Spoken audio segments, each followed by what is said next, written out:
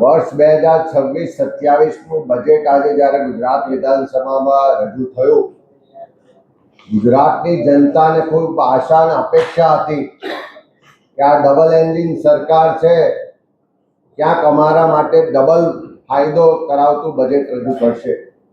પણ જે રીતે વાસ્તવિકતા છે કે આ ડબલ એન્જિનમાં એક એન્જિન જે મોંઘવારી વધારવાનું કામ કરે છે અને બીજું એન્જિન જે ભ્રષ્ટાચાર વધારવાનું કામ કરે છે, એનો પડઘો આ બજેટમાં પડ્યો હોય એવું સ્પષ્ટ દેખાય છે. બજેટ છે 2026-27 વર્ષ, પણ સ્વપ્ન બતાવવામાં આવે છે 2047ના. આજે જમીન પર કંઈ છે નહીં અને ચંદ્ર પર લઈ જવાની વાતો વાળું આ બજેટ સ્પષ્ટ રીતે ગુજરાતના સામાન્ય લોકોની આશા અપેક્ષાથી વિપરીત છે, એની વિરુદ્ધનું છે. ગુજરાતના ખેડૂતો ચારે તરફથી હેરાન પરેશાન છે. કમોસમી વરસાદ થયો, વ્યાપક નુકસાન થયું, ખેડૂતોએ આત્મહત્યા કરી, ઉત્પાદનના પૂરતા બજાર ભાવ નથી મળતા, આર્થિક રીતે પાયમાલ છે, દેવાદાર છે. અપેક્ષા હતી કે ગુજરાતના ખેડૂતોના સંપૂર્ણ દેવા માફીની જે માંગ છે એનો પડઘો ક્યાંક બજેટમાં પડશે, એની વાત થશે, પણ એવો એક શબ્દ પણ આ બજેટમાં દેખાયો નહીં. વારંવાર ખેડૂતોને કુદરતી આફતોથી નુકસાન થાય છે. પાક વીમા યોજના ગુજરાતની સરકારની હોવી જોઈએ એવી માંગ કાયમની ઉઠી છે. અમે પણ એની માંગણી કરી છે, પણ આ બજેટમાં પાક વીમા યોજના માટેનો એક શબ્દ પણ નથી. સામાજિક ન્યાયની વાતો તો ખૂબ થાય, પણ જે બજેટમાં વધારો થયો, 4,08,000 કરોડનું બજેટ વધ્યું, પણ ગુજરાતની જે બહુમતી વસ્તી છે, SC, ST, OBC, માઇનોરિટી સમાજ, દિવ્યાંગ હોય, વૃદ્ધ હોય, કોઈ વિકલાંગ હોય કે બાકીના જે સમાજને સામાજિક ન્યાયની જરૂર છે, એના માટેના બજેટમાં નહિવત વધારો થયો. જે આશા અપેક્ષા હતી કે વિધવા પેન્શનમાં વધારો થશે, દિવ્યાંગ કે વૃદ્ધના પેન્શનમાં વધારાની માંગનો સ્વીકાર થશે, અને એના માટેનો એક શબ્દ પણ નાણામંત્રી બોલ્યા નથી. મોંઘવારીનો માર એક એક પરિવાર સહન કરી રહ્યો. બીજા રાજ્યોમાં ચૂંટણીમાં મત લેવાના હોય તો લાડલી બહેના ને એના માટે આખું બજેટ લૂંટાવવામાં આવે. બાજુના રાજ્યોમાં ગેસનો બોટલ 500 રૂપિયા આપવા માટેની વ્યવસ્થાઓ થાય.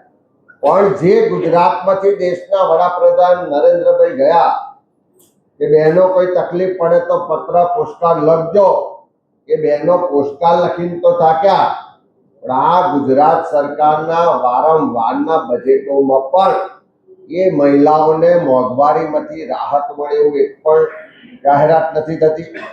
બીજા રાજ્યોમાં લાડલી બહેનો અને ગુજરાતની બહેનો અરખામણી હોય એવી રીતે અહીંયાની બહેનોની જે અપેક્ષા હતી કે અમારા માટે પણ માસિક 6,000 રૂપિયાની ક્યાંક જાહેરાત થશે, પણ ના તો ગેસના બોટલની જાહેરાત થઈ, ના તો એના માસિક કોઈ સહાય માટેની યોજનાની જાહેરાત થઈ.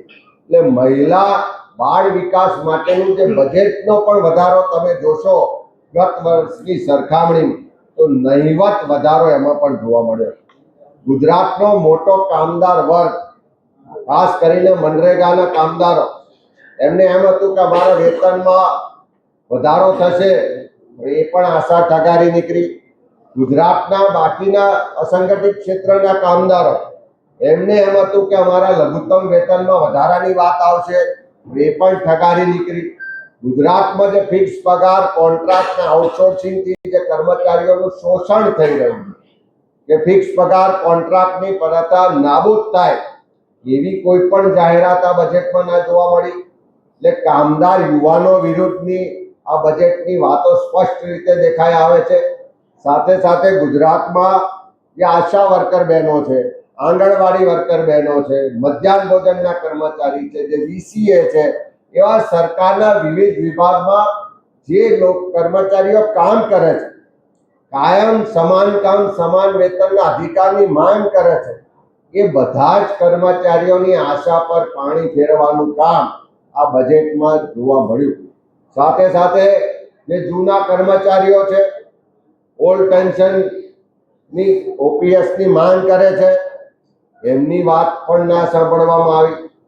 જે બીજા અલગ અલગ નાના મોટા ઉદ્યોગો છે, એમએસએમઈ છે, લઘુ ઉદ્યોગો છે, એને રાહતો આપવાની, એના દેવા માફ કરવાની જે આવતા અપેક્ષા અને માગણી હતી, એની પણ એક પણ વાત આ બજેટમાં જોવા મળી નથી. એટલે કહેવા જઈએ તો યુવાનો માટે આ બજેટમાં કંઈ નથી, મહિલાઓ માટે કોઈ રાહતો નથી, ખેડૂતોના દેવા માફીની વાત નથી, કાયમી રોજગારની કોઈ વાત નથી, સામાજિક ન્યાયની વાત નથી, એસસી એસટી ઓબીસી માઇનોરિટીને એનો અધિકાર વસ્તીના પ્રમાણમાં બજેટ આપવા માટેની કોઈ વાત નથી, કર્મચારીઓ માટે કોઈ વાત નથી. એક પણ વર્ગ જે આશા રાખીને બેઠો હતો એવી કોઈ વાત બજેટમાં જોવા મળી નથી. ફક્ત ઇન્ફ્રાસ્ટ્રક્ચરના નામે, કોઈ ગેમ્સના નામે, ઉદ્યોગોના નામે મોટા મોટા આંકડા બતાવી અને ગુજરાતનું બજેટ હવે 4,08,000 કરોડનું થયું અને વિકસિત ગુજરાત 2047ના સ્વપ્ન બતાવતું આ બજેટ છે.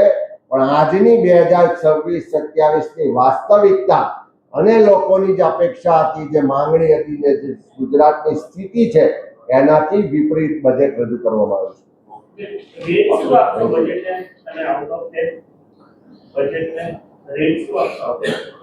આઉટ ઓફ 10 માંથી રેટ આપવા જેવું કોઈ બજેટ જ નથી. ગુજરાતની પ્રજા જે 10 મુદ્દા માટે અપેક્ષા લઈને બેઠી હતી કે ખેડૂતોના દેવા માફ થાય, ઓપીએસ લાગુ પડે, કોન્ટ્રાક્ટ ફિક્સ પગાર આઉટસોર્સિંગ રદ થાય, કાયમી ભરતી થાય, મોંઘવારીમાંથી રાહત મળે, એસસી એસટી ઓબીસી માઇનોરિટીને એનો અધિકાર મળે, એવા એક પણ 10 પોઈન્ટમાંથી એક પણ પોઈન્ટમાં સરકાર પાસ થઈ નથી. એટલે હું માનું કે ગુજરાતની જનતાના જો રિપોર્ટ કાર્ડ લેવામાં આવશે તો આ બજેટને 10માંથી 0 પોઈન્ટ મળશે.